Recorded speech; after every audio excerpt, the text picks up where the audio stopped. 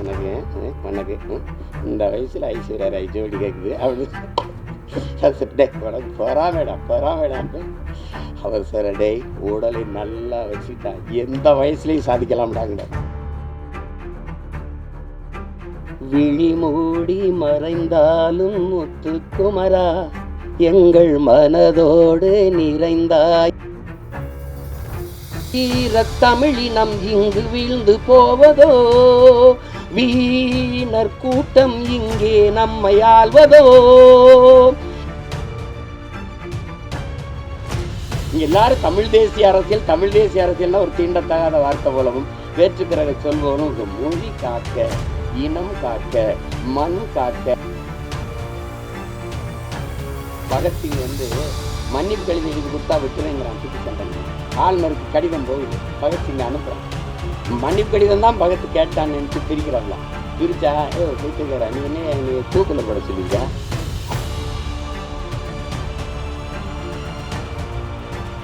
ஏன்னா இவங்கெல்லாம் சொல்கிறாங்க நீங்கள் வேறு தளத்துக்கு போயிட்டும் இதை நேசிச்சுன்னு காதலிச்ச பொண்ணு வேற ஒருத்தனை கல்யாணம் பண்ணிட்டு போனாலும் நல்லா இருக்கணும்னு வாழ்த்துற மாதிரி தான் இது.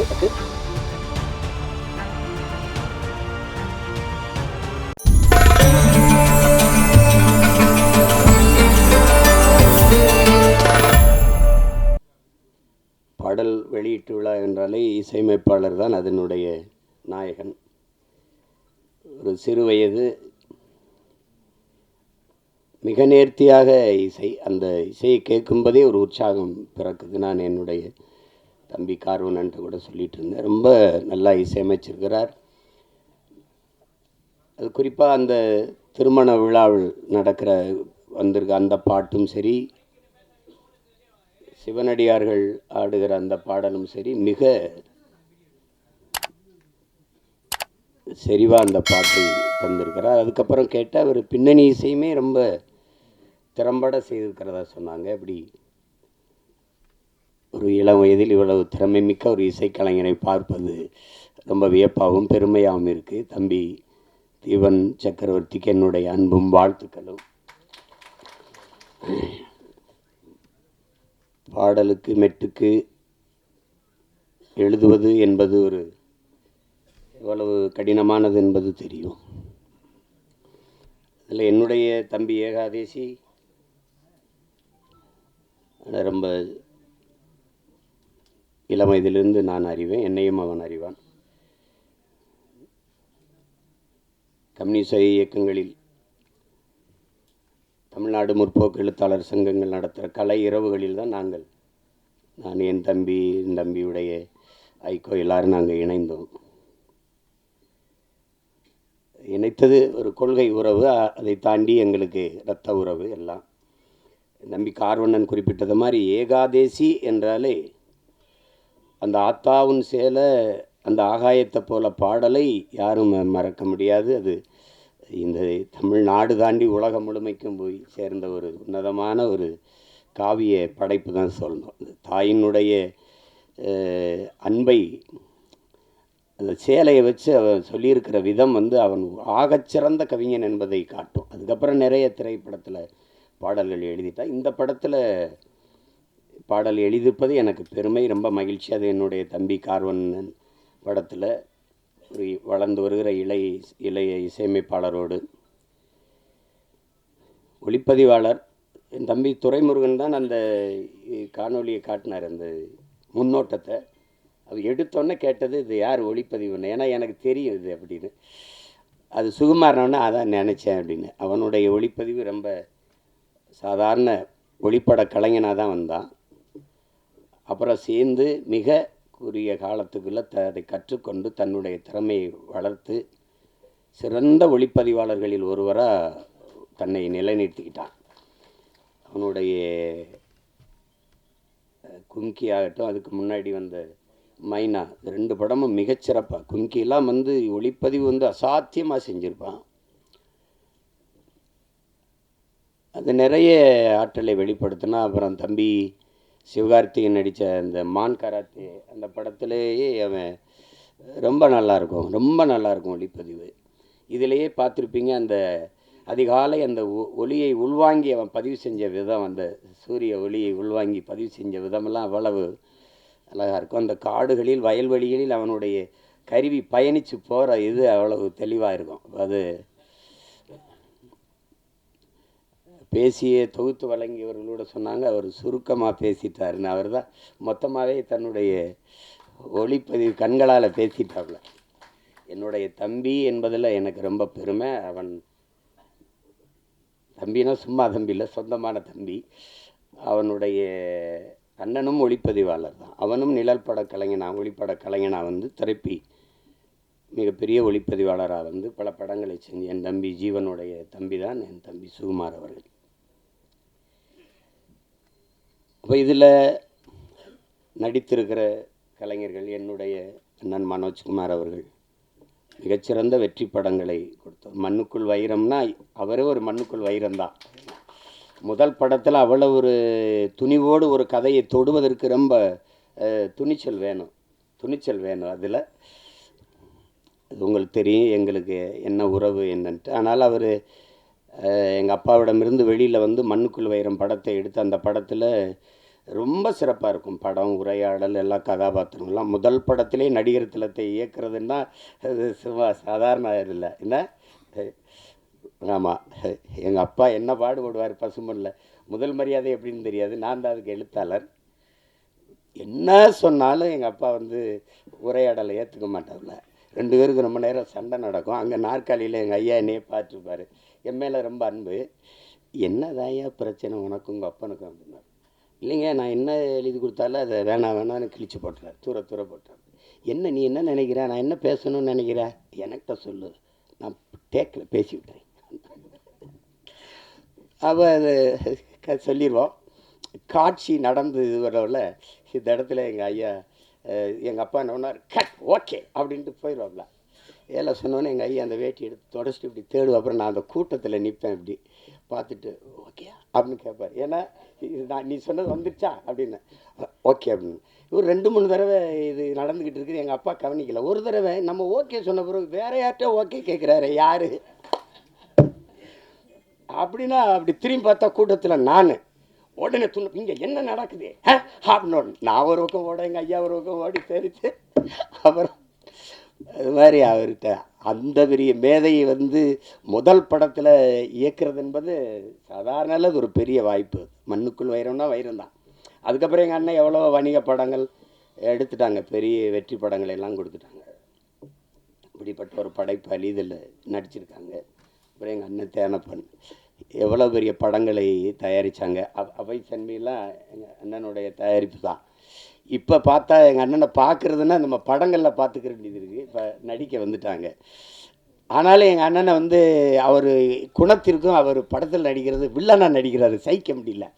என் அண்ணனா வில்லனாக எதுக்கு நடிக்கணும் அப்படின்ட்டு. அவ்வளவு நல்ல மனிதன். தேனப்பன் வந்து ஒரு சிறந்த தயாரிப்பாளர், சிறந்த நடிகர்களோட மிகச்சிறந்த நிர்வாகி. அதனால தான் எங்கள் அண்ணன் கமலஹாசன்லாம் அவரை கூடவே வச்சுருந்தாப்புல. அப்படிப்பட்ட ஒரு திறமையான ஒரு மனிதர் எங்கள் அண்ணன் தேனப்பன் அவர்கள். அதுக்கப்புறம் எங்கள் ஐயா தொகுப்பாளர் சொன்னாங்க, உங்களுடைய தமிழ் ரொம்ப நல்லா இருக்குது அப்படின்னு. தமிழ் கடலின் மகன் வந்து தமிழ் பேசலைன்னா அப்புறம் என்ன இருக்குது சொல்லுங்கள். எங்கள் அப்பா, நான் அப்பான்னு தான் சொல்லுவேன். அழைச்சா ஐயா ஐயா ஐயா நல்லா இருங்கய்யா என்னங்கய்யா அப்படின்னு. ஒன்றும் இல்லை ஐயா, படிக்கணுமையா, வாழ்க தமிழுடன். எல்லோரும் நம்ம வணக்கம் ஹலோ இப்படி தானே அழைப்பு எடுப்போம். நான் அழைச்சவொன்னே நான் தானே தெரிஞ்சிடும், வாழ்க தமிழுடன் சொல்லுங்கய்யா அப்படி பேசுவோம். அவ்வளவு ஒரு அன்பு. தமிழ் கடல்னால் தமிழ் கடல் தான். ஒன்று சொல்கிறேன், நானே எங்கள் ஐயா மைனும் நான் தம்பி படம் இயக்குறேன். நாங்கள் எல்லாம் ஒன்றா பணி செய்கிறோம். அதில் கவி பேரரசு முத்தமிழ் பேரறிஞர் ஐயா வைரமுத்துக்கிட்ட பாடல் வாங்க போகிறோம் 2 பேரும் இல்லையா ஐயம்மனே. அப்போ இங்கே இருக்குது ட்ரஸ்ட்புரத்தில். அங்கே போய் உட்காந்து பேசிக்கும்போது நான் அறிமுகப்படுத்துகிறேன் ஐயாவோட பையன் அப்படின்னு. உட்காருங்கன்னு பேசிட்டு ஐயா சொன்னது ஞாபகம் இருக்குது வைரமுத்து அவர்கள். தம்பி, கம்பன் கூட அவன் எழுதின காப்பியத்தில் கொஞ்சம் வரியை மறந்தாலும் மறந்துருப்பான், ஆனால் அப்பா மறந்துருக்க மாட்டார் அப்படின்னு இல்லையா. அவ்வளோ பெரிய அறிஞன் அவர். தமிழ் கடல்னால் சும்மா இல்லை. அப்படி ஒரு பேரறிஞருடைய பெரிய தமிழ் பொக்கிஷத்தினுடைய மகன் எங்களுடைய ஐயா மகன். எனக்கு எப்போவும் எங்கள் ஐயா மையன், அவருக்கு எப்போவும் நான் அராஜகம்தான். வேறு அதுக்கப்புறம் சொல்லணும்னா எங்கள் அண்ணன் எம்எஸ் பாஸ்கர் சொல்லி சிரிச்சுக்கிருந்தான். இவன்லாம் ஏன்டா நடிக்க வந்தான்னு சில பேரை தோணும். எங்கள் அண்ணன் ஏன் இவ்வளோ நாள் நடிக்க வரலைன்னு தோணும். ஒரு பின்னணி கலைஞனாகவே இருந்து திரைமறைவிலே தன் குரலாலேயே பல பேருக்கு நடிப்புக்கு உயிர் ஊட்டிய ஒரு மாபெரும் கலைஞன். ஒரு காலம் அவரை கைவிடாமல் கொண்டாந்து நம்ம முன்னாடி நிறுத்திடுச்சு. எந்த கதாபாத்திரம்னாலும் ஆகச்சிறப்பாக செய்யக்கூடிய ஆற்றல் இன்றைக்கி தமிழ் திரையுலகில் எங்கள் அண்ணனுக்கு தான் இருக்குது. அது பல படங்களை சொல்லலாம். அது சிறிய கதாபாத்திரம் பெருசு அப்படிலாம் கிடையாது. அதுவும் ஒரு தவம். இப்போ என் தம்பி சொல்லும்போது சிவாஜி மாதிரின்னு எங்கள் அண்ணன் கூச்சப்பட்டார். நாங்கள் உங்களை சிவாஜின்னு சொல்லலை, அது மாதிரின்னா மாதிரின்னு அப்படின்னா அந்த ஈடுபாடு. உதாரணமாக இப்போ எங்கள் ஐயாட்ட சொல்கிறேன். எங்கள் ஐயாவுக்கு பசுமன் படத்தில் நடிக்கும்போது அண்ணன் சிவகுமாரை உங்களுக்கு தெரியும், அது ஒரு பிசாசு. ராதிகா மேர தெரியும், அவங்க ஒரு பிசாசு. எல்லாருமே மிகச்சிறந்த கலைஞர்கள். அந்த திரையை உயிராக நேசிக்கிற ஒரு கலைஞர்கள். இது எங்கள் அப்பா, அப்போ கண்ணன் ஐயா ஒளிப்பதிவு எல்லாம். இப்போ இவங்க என்னன்னா எப்போ படப்பிடிப்புனாலும் அதிகாலையில் ஒரு 5 மணி, அதிகாலையில் ஒரு 4 மணி அப்படி வச்சா இங்கேருந்து வண்டி போய் நாங்கள்லாம் நிற்கும்போது ஒரு நாற்காலியை போட்டு ஒரு ஆள் உட்காந்துருக்கும். அது யாருன்னா எங்கள் ஐயா நடிகர் திலகம் அவர்கள் உட்காந்துருப்பாங்க. தினம் கூச்சப்படுவாங்க, என்னடா நம்ம இவ்வளவு முன்னாடி வந்தோம், அதுக்கு முன்னாடி உட்காந்துருக்காரடா அப்படின்னு நினச்சி இவங்க எல்லாம் கூடி பேசுகிறாங்க. நாளைக்கு எப்படியாவது நம்ம சீக்கிரம் அவருக்கு முன்னாடி ஒரு 5 நிமிஷமாக அது முன்னாடி வந்துடணுன்ட்டு. புரியுதா உங்களுக்கு? எல்லாரும் பேசி வச்சு வரும்போது அதே மாதிரி முன்னாடி நாற்காலி போட்டு உட்காந்துருக்காப்புல. ஏண்டாடே அயோக்கிய பிள்ளைலாம், எனக்கு முன்னாடி நீங்கள் வந்துடுவீலாம் அப்படின்னு. அந்த இதில் இத்தனை படம் நடித்தோம். அந்த ஈடுபாடு, அந்த முனைப்பு, அந்த ஆர்வம், ஒரு துளியும் குறையாத ஒரு மகனை நம்ம பார்க்கவே முடியாது திரையுலகில். அது மாதிரி இப்போ எங்கள் அண்ணனுக்கு என்னென்னா எந்த கதாபாத்திரம் கொடுத்தாலும் அந்த அர்ப்பணிப்பு முழுக்க உள்வாங்கி அந்த கதாபாத்திரத்தின் தன்மையோடு இணைந்து வெளிப்படுத்துகிற ஆற்றல் இன்றைய தலைமுறையில் எங்கள் அண்ணன் எம்எஸ் பாஸ்கருக்கு இணையாக யாரும் இல்லை. அது சின்ன இப்போ நீங்கள் அண்மையில் இப்போ ஓடிக்கொண்டிருக்கிற டூரிஸ்ட் ஃபேமிலி அந்த படத்தை பார்த்தீங்கன்னா கூட அந்த அந்த பையனை தம்பி சசியை இவர் கொடுமைப்படுத்துகிறாருங்கும்போது நம்ம கோபமாக வரும். அவன் நிற்கும்போது அவன் நான் கேரளா மலையாளின்னு சொன்னது இல்லை, நான் இலங்கையிலேருந்து வந்திருக்கேன், ஈழத்தமிழன்னொன்னே சாவியை தூக்கி போட்டு வண்டிடு சேவ் பண்ண போகணும் அப்படின்னு வரல. அது இங்கிலீஷ் நடிகை. என்ன இங்கிலீஷ் நடிகை? எங்கள் அண்ணன் கருப்பாக போயிட்டானே ஒழிய அவன் இங்கிலீஷ் நடிகனுக்கெல்லாம் பெரிய நடிகன், மிகப்பெரிய கலைஞன். அவனுக்கு ஒரு வரம் வந்துருப்பாருங்க, தாத்தா காமராஜுக்கு குரல் பதிவு கொடுத்த கலைஞர். அது எவ்வளோ பெரிய இது, எப்படி சிலர் வருது இதெல்லாம். இன்னும் எனக்கு நான் ஒரு தாய் குழந்தையோட ஐயா என் புருஷன் இப்படி போலீஸ் பிடிச்சிட்டு போயிடுச்சா, ஏன் பிடிச்சிட்டு போனா அங்கே சும்மா பிடிச்சிட்டு போயிருக்க மாட்டாங்களே, இல்லை சாராயம் தானே பார்த்தியா, சாராயம் தானே ஐயா என் குடும்பம் கிடமா அதுனா சேச்சே போப்போ அதெல்லாம் கொலகார போய் கொலை பண்ணால் அவனை மன்னிக்கலாம், ஒரு குடும்பம்தான் போகும், சாராயம் வச்சா தான் ஊரே நாசமாக போயிடும், போப்பா உடனே மன்னிக்க முடியாது அப்படிம்பாரு. அதெல்லாம் அது அந்த அவர் என்ன உடல் மொழியில் நடித்தாரோ அதே அளவுக்கு தன்னுடைய குரல் வளர்த்தால் குரல் நடிப்பில் போய் பொருத்தி பேசுகிறதுங்கிறது குரல் கலைஞர்கள்ங்கிறது சாதாரணம் கிடையாது. அப்படி எண்ணற்ற படங்களுக்கு உயிர் கொடுத்த மகன் இன்றைக்கி திரையில் நம்ம பார்க்குறோம். நானே எங்கள் ஐயா மையனும் பேசிக்கிட்டு இருந்தாலும் ஒரு 15-20 வருஷத்துக்கு முன்னாடி வந்திருக்கக்கூடாதா அப்படின்னு. அது அவ்வளோ பெரிய அற்புதமான ஒரு கலைஞன் எம்எஸ் பாஸ்கரன் தான். அவர் இந்த படத்தில் நடிச்சிருக்கிறார். அது என் தம்பியோட இயக்கத்தில். இப்போ என்கிட்ட கேட்குறாரு, நீ ஏன்டா எனக்கு வாய்ப்பே கொடுக்கலன்னு. நான் படம் எடுக்கிற நிலைமையிலையான்னா இருக்கிறேன் எடுத்து. அதுக்கப்புறம் என்னுடைய தம்பி விமல், நாங்கள் அவனை கதாநாயகனாக பார்க்குறது இல்லை. எங்கள் குடும்பத்தில் ஒரு இளைய தம்பி அவன். எங்களுக்கு எல்லாருக்கும் அப்படி தான். அவன் மேலே நாங்கள் எல்லோரும் பேரன்பு வச்சுருப்போம். எங்கள் குடும்பங்களில் இருக்கிற எல்லா நிகழ்வுலையும் அவன் இருப்பான். அப்படி செல்ல தம்பி அவர். அவனுடைய வெற்றி, அவனுடைய வளர்ச்சியில் எங்களுக்கெல்லாம் பெரும் ஆர்வமும் பெரும் மகிழ்ச்சியும் இருக்குது. இன்னும் அவனுக்கு களவாணி மாதிரி படம் வரணும், இருந்தாலும் அவனுக்கு வாகை சுடவா மாதிரி படம் நிறையா வரணுங்கிறத என்னுடைய இது.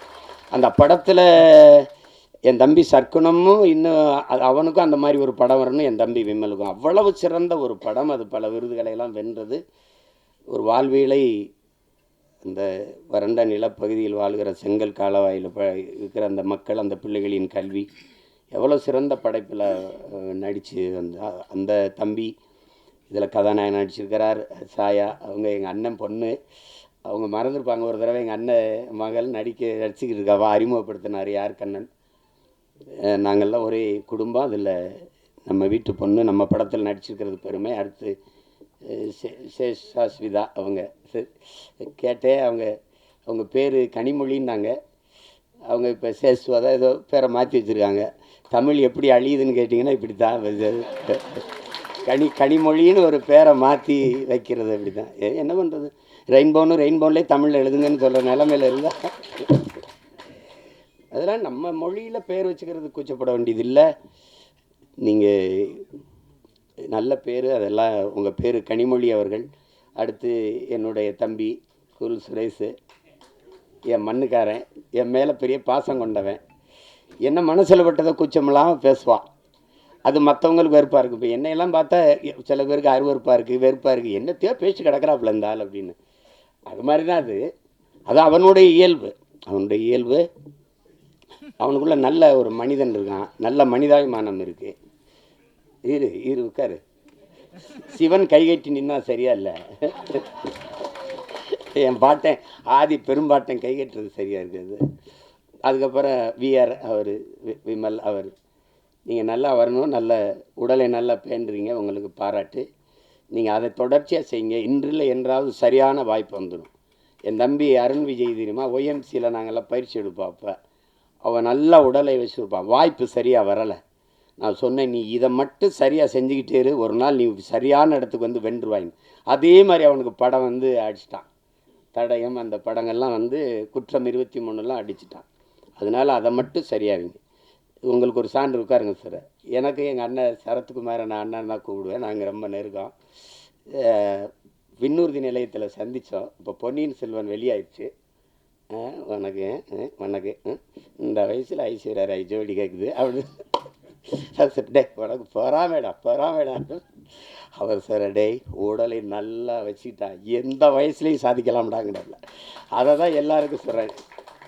நம்பிக்கையோடு இருங்க, சாதிக்கலாம். அப்புறம் எல்லாரையும் சொல்லிட்டேன். தம்பி பூவன் படத்தொகுப்பாளர். அதுக்கப்புறம் அம்மா ஆதிரா அவர்கள், அவங்க எங்கள் ஊர் பொண்ணு. அவங்க பாண்டிச்செல்வி. அவங்கள வந்து இன்றைக்கி பார்த்தாலும் அந்த மருது படத்தில் 2 கையிலையும் கம்பெடுத்து சுற்றுறதா இந்த காட்சி தான் எனக்கு ஞாபகத்துக்கு வருது. ரொம்ப அருமையான பெண்மணி. நமக்கு தமிழ் திரையுலகில் கிடைச்ச ஒரு இயல்பான முகம், இயல்பான நடிப்பை வெளிப்படுத்தக்கூடிய ஒரு திறமையான கலைஞர். அவங்களுக்கு என்னுடைய அன்பும் வாழ்த்துக்களும். எல்லாரையும் சொல்லிட்டேன்னு நினைக்கிறேன். என் தம்பி சுகுமார் இருக்கான். திரையுலகத்தை தாண்டி நடிப்பு, இதை தாண்டி என் மேல் அன்பு கொண்ட ஒருத்தன். அவனுக்கு மொழி இனப்பற்று அதிகம். காதல் படத்தில் இருந்தே தம்பி சுகு எனக்கு தெரியும். அப்புறம் மகேந்திரன் சிறந்த கலைஞன். அவனுக்கு வாய்ப்பு சரியாக அமையலை. அவன் நடித்த சல்லியர்னு படம் இருக்குது, சல்லியர்கள். அதில் அவன் தான் கதாநாயகன். மிகச்சிறப்பாக நடிச்சிருப்பான். இருக்கானா போயிட்டான். மகேந்திரன் ரொம்ப சிறப்பாக நடிச்சிருப்பான். ஒரு போராளியாக வந்திருப்பான். அவருக்கு காலம் இருக்குது, எங்கே போயிருப்பது. நல்ல திறமையான கலைஞன். அப்புறம் என் தம்பி துரைமுருகன் சரி, அவன் சமூக பற்றாளர், சமூக ஆர்வலர். ஆமாம், என் தம்பி கிடாரி அப்படின்னா அவங்களுக்கு தெரியும். அது காலையில் கிடாரி மாடுகள் நாங்கள் சொல்லுவோம். அது ஒரு திமிர் எடுத்த தெனவெடுத்தது அது சொல்லுவோம். அது கிடாரி படத்தில் ரொம்ப அருமையான இது கையாண்டிருக்கு. குறிப்பாக எங்கள் அண்ணன் வேல ராமூர்த்தியுடைய கதாபாத்திரம் எனக்கு இன்னும் மனசில் இருக்குது. தம்பி பிரசாத் முருகேசன் அவர்கள். அதை நாங்கள்லாம் அந்த படத்தை பார்த்து யார் இயக்குனர்னு நான் எங்கள் ஐயா மேனும் பேசி பார்ப்பேன். மத்தகம் பார்த்துட்டு தான் கேட்டேன், ஐயா மேனை யார் ஐயா மேனை இவ்வளவு சிறப்பாக எடுத்துருக்கு, எங்கள் கிடாரி பட இயக்குனர் தானோன்னா. அதுக்கப்புறம் நானே அழைச்சி பேசி வாழ்த்தினேன்.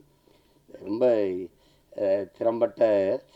அவனுக்கு என் மேலே அன்பு இருக்கு இல்லையோ, அவனுடைய மகனுக்கு என் மேலே பேரன்பும் பிடிப்போம். என்னை பார்க்குறதுக்காக வந்திருக்கான்னாங்க. நான் அவனை சந்திக்கணும். இது எல்லாரையும் சொல்லிட்டேன். என்னுடைய தம்பி கார்வண்ணனை பற்றி உங்களுக்கு சொல்லணும். நாங்கள் அவர் எந்த திசையில் இருந்தார், நான் எந்த திசையில் இருந்தேன்னு தெரியல. ஆனால் எங்களை ஒரு ஒரு உணர்வு வந்து இணைக்குது. அது எங்களுடைய மொழி இனப்பற்று. அப்போ அவர் எடுத்த படங்கள், இப்போ தானே படம் வந்து பார்க்கும்போது அவர் பெட்டிக்கடை முதல் படம், அதுவும் கிராமத்தில் நடந்த அனுபவத்தில் எடுத்தது தான். அதுக்கப்புறம் தமிழ் குடிமகன், அது என் தம்பி துரை சொன்ன மாதிரி ஒடுக்கப்பட்ட தமிழ் சமூகத்தினுடைய நிலையை, இன்றைக்கு அந்த நிலை இருக்குது அப்படிங்கிறத படம் எடுத்தார். என்னுடைய தம்பி சேரன் அவர்கள் நடிச்சிருந்தாங்க. ரொம்ப அருமையான படம். நான் திரையில் பார்க்க முடியல, தொலைக்காட்சியில் தான் அந்த பார்த்தேன். அதை பார்த்துட்டு நான் பாராட்டி வாழ்த்து அறிக்கையெல்லாம் கொடுத்தேன். ரொம்ப சிறப்பாக இயக்கியிருந்தார். அது உரையாடல்கள், திரைக்கதை, போக்கு எல்லாமே மிக நேர்த்தியாக இருந்தது. அடுத்தது இப்போ இந்த படம் வந்து மிக சிறப்பாக வரும்னு நினைக்கிறேன். அவர் தொடர்றதுக்கு ஒரு பிரச்சனையை, அந்த பிரச்சனையை பயந்து தான் அதை சரி செய்ய முடியாமையே போயிடுது. அது ஒரு சமூகத்தில் இருக்கிற பெரிய அவலம் தான். சில இதை பேச மறந்துடும் இல்லையா? மேல்பாதி மங்கலத்தில் கோயிலுக்குள்ளே விடலைன்னா நமக்கு எதுக்கு பிரச்சனைன்னு நினைக்கிறாங்க. அது ஓட்டுக்காக நிற்கிறவன் தான் அதை சிந்திப்பான், நாட்டுக்காக நிற்கிறவன் அதையெல்லாம் சிந்திக்க முடியாது. நீ போட்டால் போடு, போடலைன்னா போ, சரி எதுவோ அதுதான். உலகத்தில் என் அன்பு சொந்தங்கள் உங்களுக்கு சொல்லுவேன், உலகத்தில் சாதித்த எல்லோரும், இந்த உலகத்தை இவ்வளோ பெரிய மாறுதலுக்கு கொண்டு வந்த எல்லோரும் தன் மனச்சான்று வழிகாட்டுதன்படி நடந்தவன் தான் இவ்வளோ பெரிய மாறுதலை கொண்டு வந்திருக்கான். நீங்கள் சின்ன சமரசம் செஞ்சாலும் அது சரியாக வராது. வெளியின என்ன சொல்கிறா, நீங்கள் ஒவ்வொருத்தனும் என்ன சொல்கிறான், உலகமே உன்னை இது செய் என்று சொன்னால் சரியில்லை என்று பட்டால் செய்யாத, உலகமே செய்யாதே என்று சொன்னால் சரி என்று பட்டால் செஞ்சிருந்தான். அதுதான் கோட்பாடு. அதை தான் நம்ம செய்யணும். விவேகானந்தர் நமக்கு என்ன கற்பிக்கிறார்? எதற்காகவும் உண்மையை விட்டு கொடுத்துறாத, ஆனால் உண்மைக்காக நீ எதையும் விட்டு கொடுங்கிறது. இதே வெவ்வேறு வடிவத்தில், ஒவ்வொரு வடிவத்தில் ஒவ்வொரு தத்துவ ஞானிகளும் மேதைகளும் சொல்லி வந்திருப்பாங்க. ஆனால் இதே தான் எங்கள் தலைவர் என்ன சொல்கிறார், நாம் சாகலாம், சாதாரணமானவர்கள், ஆனால் சத்தியம் தோற்றதாக சரித்திரத்தில் செய்தி இல்லை. நாம் சத்தியத்தின் பக்கம் நிற்கிற சத்தியத்தின் மக்கள், நாம் வெல்லுவோங்கிறல்ல. அது என்கிட்ட தான் சொல்கிறல்ல. அது அந்த மாதிரி நம்ம எதிர்க்கும். நபிகளே என்ன சொல்கிறார், அநீதியை கண்டு அச்சம் இல்லாமல் துணிந்து எதிர்ப்பவன் எவனோ அவனே உண்மையான ஜிகாத்துங்கிறாங்க. அநீதின்னு தெரிஞ்சிருச்சு, அப்போ எதிர்க்கணும்.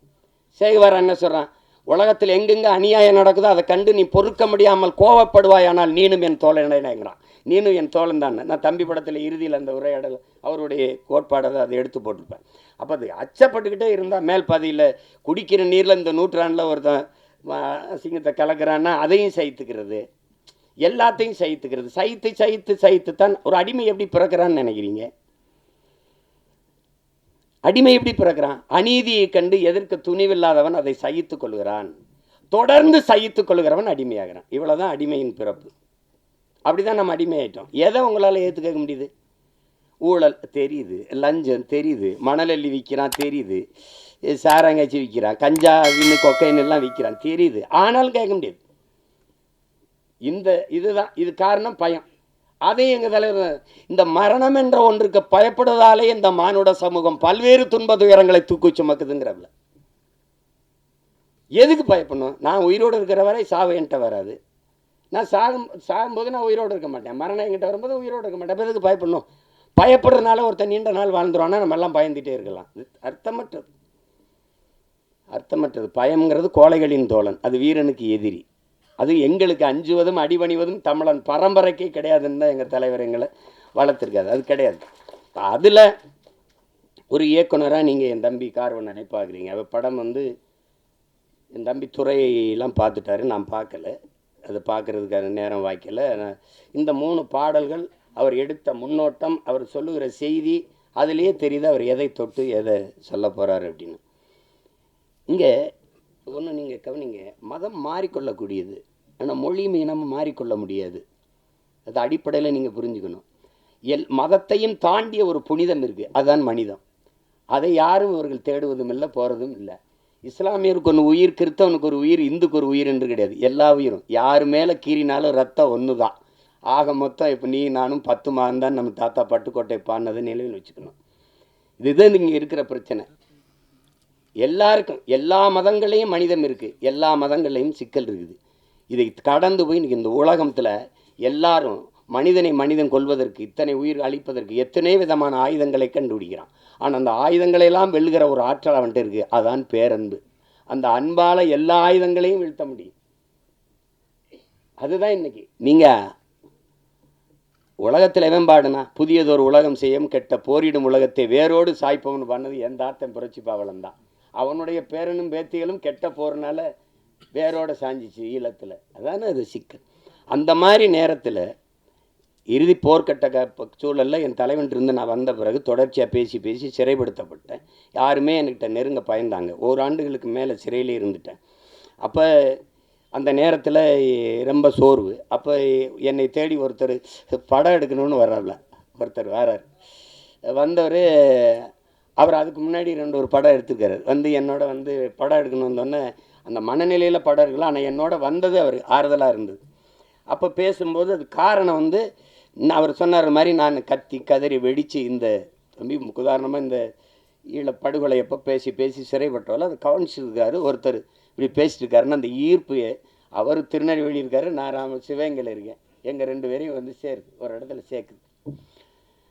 சேர்த்த பிறகு இந்த இந்த படத்துக்கு இந்த இதுக்கு சம்பந்தம் இல்லை, இந்த பாடல்கள் சம்பந்தம் இல்லை. ஆனாலும் நீங்கள் தெரிஞ்சுக்கணும், ஒருத்தருக்கு இந்த பாடல்களுக்கு சம்பந்தம் இருக்குது.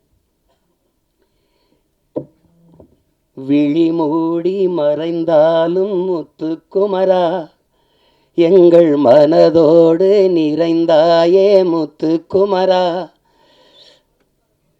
தாய் அன்போடு தனையேந்த முத்துக்குமரா, உன் பெரும் தியாகம் மறவோமே பச்சை தமிழா, நீ விழி மூடி மறைந்தாலும் முத்துக்குமரா, எங்கள் நீ மனதோடு நிறைந்தாயே முத்துக்குமரா,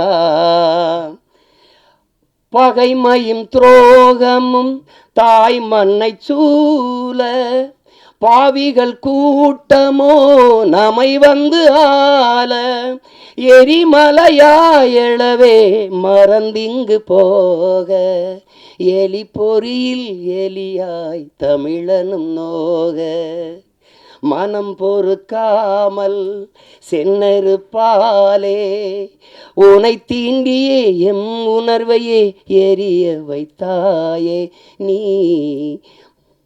இந்த பாட்டு இருக்கு பாருங்க. விழி மூடி மறைந்தாலும் முத்துக்குமரா எங்கள் மனதோடு நிறைந்தாயே முத்துக்குமரா.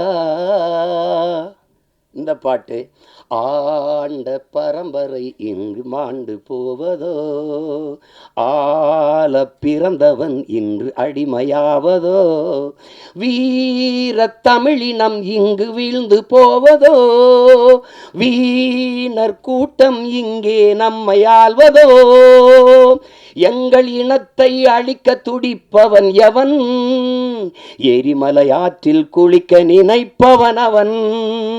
இந்த பாட்டு தலைமகனே எம் பிரபாகரனே தலைநகரே திரிகோண மலையே. இந்த பாடல்கள் வந்து இன்னைக்கு தமிழ்நாட்டில் எல்லா இடங்களையும் ஒலிக்குது. எங்களுடைய இன உணர்வுள்ள மக்கள் கூட்டங்களில் இது பரவலாக கேட்கப்படுது. எங்களுடைய கட்சி பாடலில் இது ஒரு கொள்கை பாடலாக பரப்பப்படுது. இந்த பாட்டை வந்து 2010ஆம் ஆண்டு இதை தயாரித்து அங்கே செய்கிறோம். இது தம்பி இசைவேந்தன் ஒரு தம்பி எழுதின பாட்டை என்னுடைய அன்பு மைத்தினர் கவிதாஞ்சனை வச்சு இந்த பாடல்களை பதிவு செஞ்சோம். அதுக்கு அன்றைக்கே 10 லட்சம் ரூபாயை செலவழித்து இந்த பாட்டை பதிவு செய்து கொடுத்த தம்பி தான் என்னுடைய ஆறுயிர் தம்பி கார்வண்ணன் அவர்கள். அவனுக்கு இந்த மொழி மீதும் இனத்தின் மீதும் இருக்கிற பற்றுக்கு இதுவே உங்களுக்கு ஒரு சான்று. நாங்கள் 2 பேரும் இணைந்தோம் அப்படின்னா மொழி அழிந்தால் இனம் அழிந்து விடும். தமிழ் இல்லைனால் தமிழர் இல்லை, தமிழர் என்ற இனம் இல்லைன்னா நாடு இல்லை, அவ்வளவுதான். இங்கே எல்லாரும் தமிழ் தேசிய அரசியல், தமிழ் தேசிய அரசியல்னா ஒரு தீண்டத்தகாத வார்த்தை போலவும் வேற்றுக்கிற சொல்பவனும் இருக்கு. மொழி காக்க, இனம் காக்க, மண் காக்க, மண்ணின் வளம் காக்க, மண்ணின் மக்களின் நலம் காக்க, அந்த மக்களின் மானம் காக்க ஒரு அரசியல் இருக்கு. அந்த அரசியல் தான் தமிழ் தேச அரசியல். இதெல்லாம் தேவையில்லைன்னா இது தேவையில்லை. அதான் சொன்னால இது தேவை.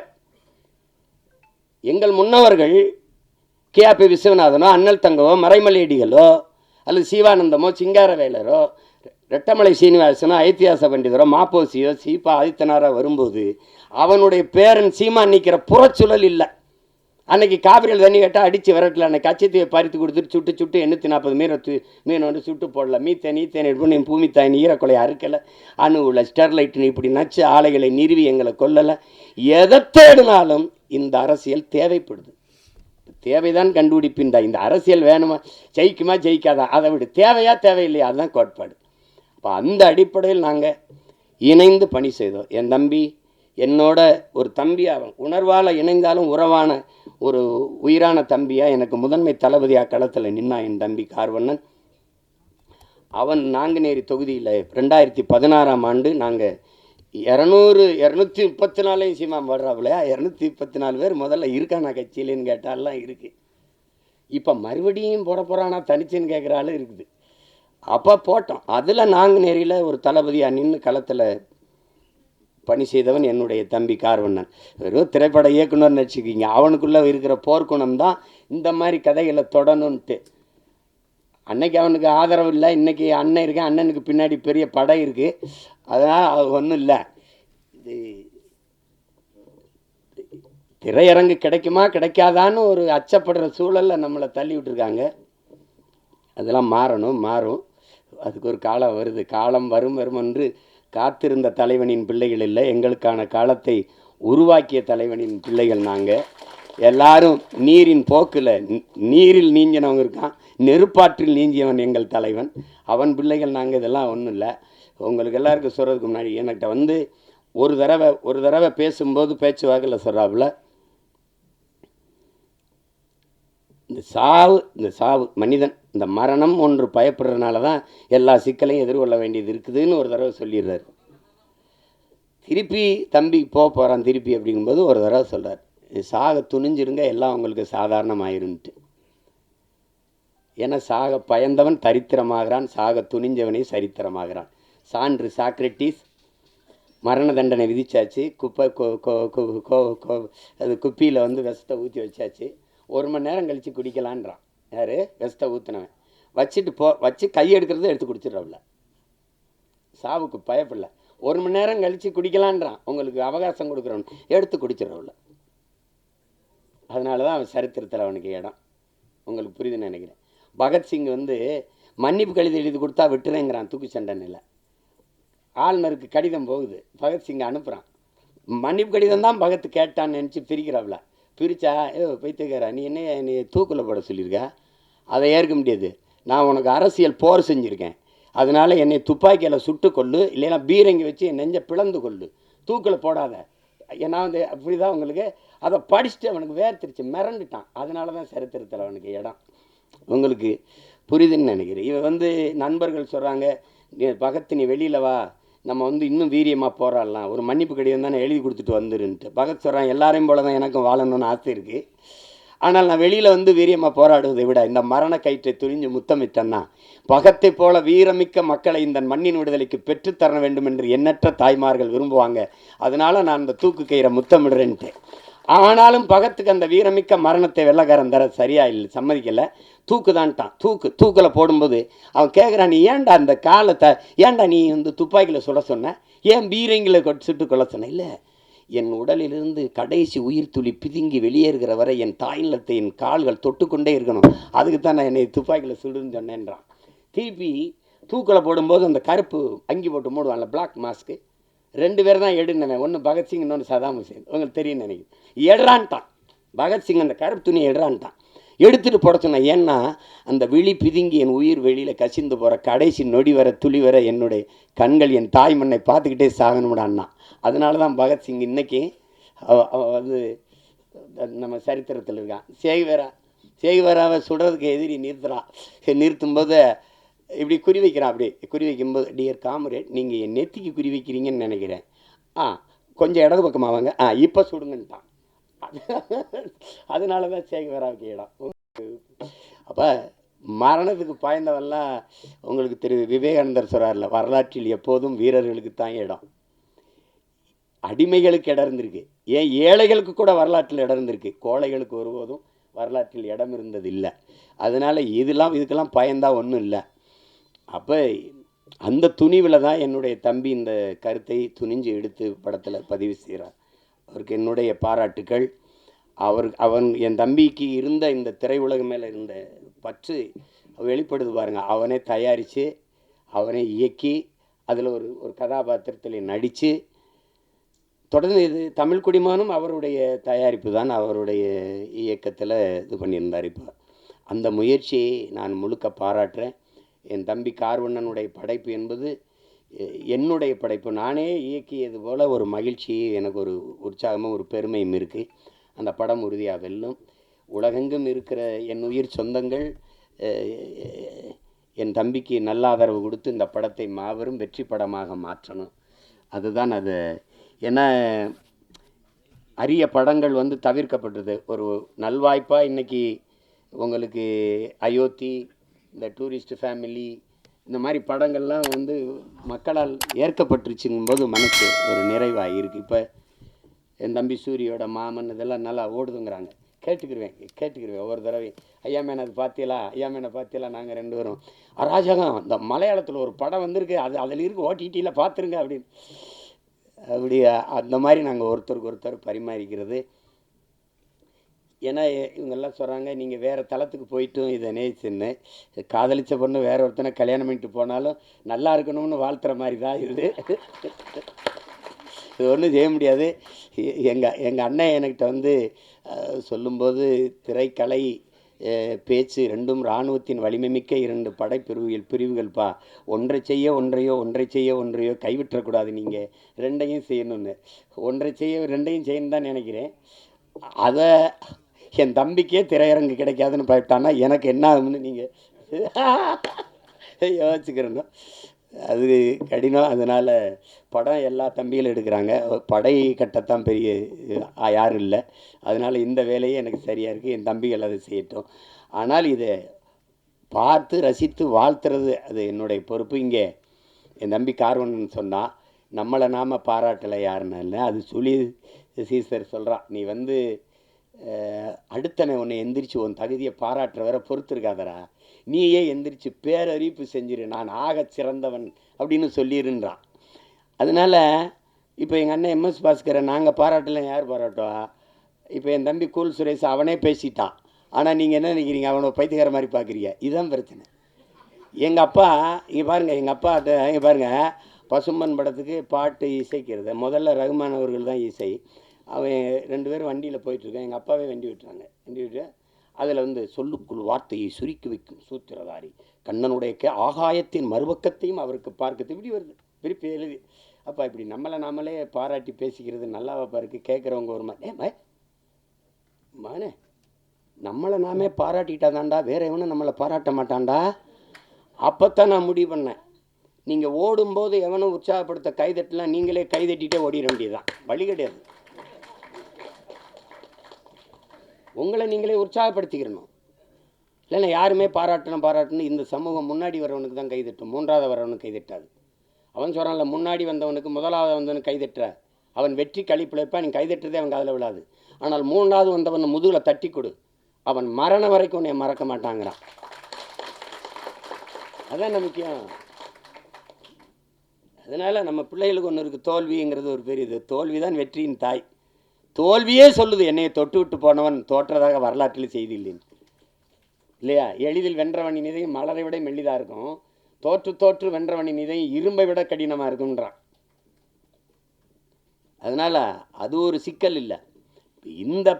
இந்த படத்தை பொறுத்த வரைக்கும் அதில் என் தம்பி அவன் சொல்ல வந்த செய்தி, அதை எடுத்துக்கிட்ட செய்திக்கே ஒரு பாராட்டு, அந்த துணிவுக்கு ஒரு பாராட்டு. இல்லைன்னா நீ சீமானின் தம்பியாக இருந்து பயனே கிடையாது.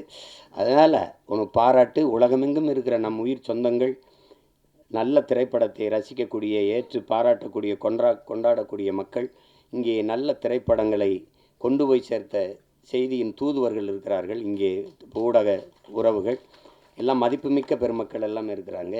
அவர்களுக்கெல்லாம் சிறந்த படத்தை பாராட்டி கொண்டு போய் சேர்க்கணுங்கிற பொறுப்பும் கடமையும் உள்ளவர்கள். உறுதியாக இந்த படத்திற்கு பேராதரவு கொடுப்பார்கள். என்னுடைய தம்பி தன்னுடைய முழு முயற்சியில் அவரே எழுதி இயக்கி தயாரித்து நடித்து, தம்பி விமல் அவரோட இளம் கலைஞர்களை எல்லாம் இணைத்து கொண்டு உருவாக்கி இருக்கிற இந்த பரமசிவன் ஃபாத்திமா இந்த படம் மிகப்பெரிய வெற்றியடைய என்னுடைய வாழ்த்துக்கள். அதிலே கலை இயக்குனராக பணிபுரிந்த என் தம்பி வீரசமர், ஒளிப்பதிவாளர் என்னுடைய தம்பி சுகுமார், குறிப்பாக இசையமைப்பாளர் தீபன் சக்கரவர்த்தி, என்னுடைய தம்பி கவிஞர் ஏகாதேசி, எல்லோருக்கும் என்னுடைய அன்பும் வாழ்த்துக்களும். என்னுடைய ஆறுயிர் இளவல் என் அன்பு தம்பி இசக்கி கார்வணன் அவர்களுக்கு என்னுடைய உள்ளம் நிறைந்த அன்பும் வாழ்த்துக்களும். படத்தின் வெற்றிக்கு என்னுடைய வாழ்த்துக்கள். உங்கள் அனைவருக்கும் என்னுடைய அன்பும் வணக்கமும். நன்றி.